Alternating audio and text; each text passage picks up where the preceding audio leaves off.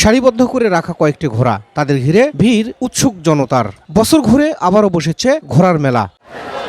Bullet king, যুবরাজ, কালো রাজা, পঙ্খিরাজ, বাহাদুর ছাড়াও ভারতীয় তাজি ও ভুটিয়া সহ নানা নামে ঘোড়া তোলা হয়েছে মেলায়। দরদাম ঠিকঠাকের পর একটি খোলা মাঠে ঘোড়া নিয়ে যাওয়া হয়। সেখানে ক্রেতাকে দেখানো হয় ঘোড়ার দৌড়। এরপর ক্রেতারা আকৃষ্ট হয়ে কিনে নেন ঘোড়া। এদিকে ঘোড়ার মেলাকে ঘিরে বসেছে গ্রামীণ মেলাও। খেলনা, প্রসাধনী থেকে শুরু করে নিত্য প্রয়োজনীয় পণ্যের পসরা সাজিয়ে বসেছেন দোকানিরা। পাওয়া যাচ্ছে মন্ডা মিঠাই সহ নানা মুখরোচক খাবারও। এছাড়া শিশুদের জন্য রয়েছে বিভিন্ন রাইডসে চড়ার সুযোগ।